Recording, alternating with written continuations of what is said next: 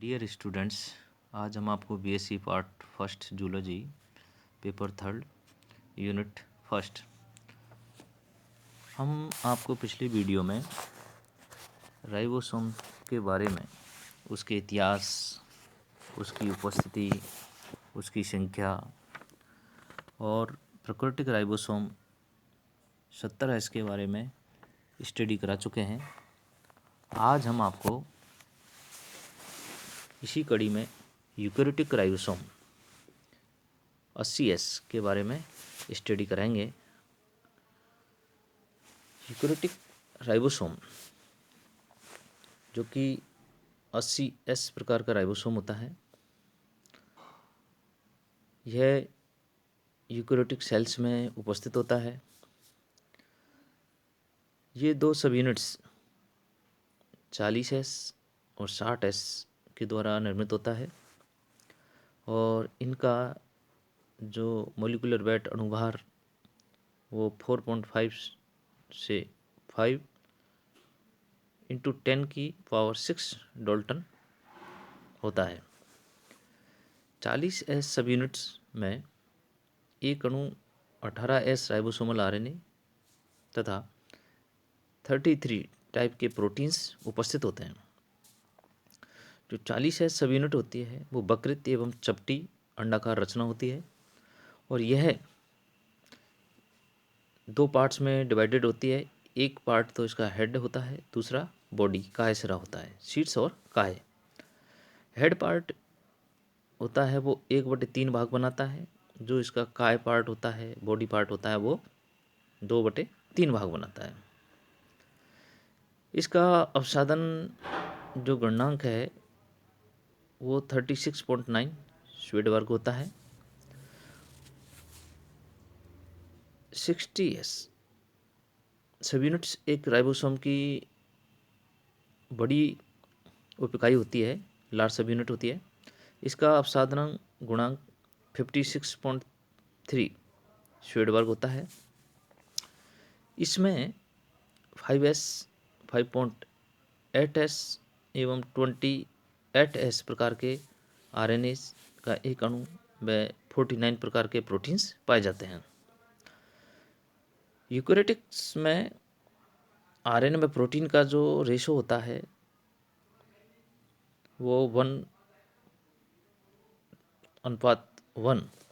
1:1 होता है, जबकि प्रोकैरियोटिक राइबोसोम्स में यह रेशो 2:1 उपस्थित होता है। यूकेरियोटिक राइबोसोम्स प्रोकैरियोटिक राइबोसोम की अपेक्षा माप में बड़े होते हैं और प्रोटीन्स भी 70-80 प्रकार के पाए जाते हैं। इनमें 3 के स्थान पर 4 प्रकार के आरएनएज पाए जाते हैं। यूकेरियोटिक में प्रोटीन व न्यूक्लिक अम्ल भी बड़े होते हैं।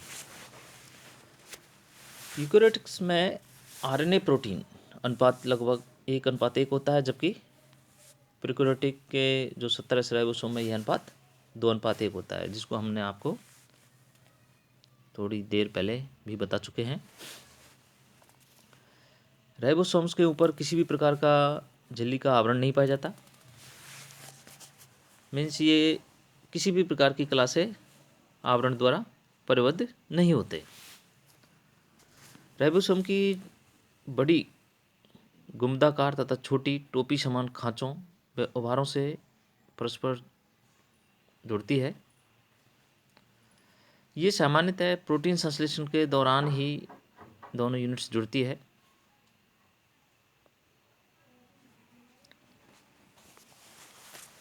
प्रोटीन संश्लेषण के द्वारा 2 से अधिक राइबोसोम संयोजित हो जाते हैं और एक पॉली राइबोसोम बनाते हैं। राइबोसोम की दोनों सब यूनिट्स सामान्यतः साइटोप्लाज्म में स्वतंत्र रूप से उपस्थित रहती है। प्रोटीन संश्लेषण के समय जो बड़ी सब यूनिट्स होती है वो एंडोप्लाज्म रेटिकुलम से अटैच होती है, वह स्मॉल सब यूनिट से जुड़ती है। मैसेंजर आरएनए स्मॉल सब यूनिट से जुड़ता है, जबकि टीआरएनए लार्ज सब यूनिट से जुड़ता है। राइबोसोम की जो लार्ज सब यूनिट पर 2 बाइंडिंग साइट होते हैं, बंधन स्थल होते हैं। फर्स्ट जो स्थल होता है वो पी स्थल कहलाता है, जहाँ पॉलीपेप्टाइड श्रृंखला उपस्थित होती है। सेकंड जो स्थल होता है वो ए स्थल होता है, यहाँ नए जुड़ने वाले एमिनो अम्ल टीआरएनए उपस्थित होते हैं। यहाँ पर एक 2 डायग्राम के माध्यम से, प्रथम डायग्राम जो कि राइबोसोम पर मैग्नीशियम आयंस की सांद्रता प्रभावित क्रिया दर्शाई गई है कि 40S और 60S स्मॉल यूनिट और लार्ज यूनिट जो कि मैग्नीशियम आयन की उपस्थिति में ये दोनों जुड़ जाते हैं और राइबोसोम बनाते हैं। और जब और यूनिट्स आपस में जुड़ जाती है तो एक डाइमर का निर्माण कर लेती है। और नेक्स्ट डायग्राम में राइबोसोम चक्र, राइबोसोम साइकिल के बारे में दर्शाया गया है कि इनिशिएटर एंड एक साइड में, एक टर्मिनेटर एंड, जहाँ पर स्मॉलर सब यूनिट और लार्ज सब यूनिट आपस में जुड़ी हुई है। मैसेंजर आरएनए दर्शाया गया है। राइबोसोम की जो दोनों सब यूनिट्स हैं वो मैग्नीशियम आयन की सांद्रता के 1 से 2 मोल पर संलग्न अवस्था में रहती है,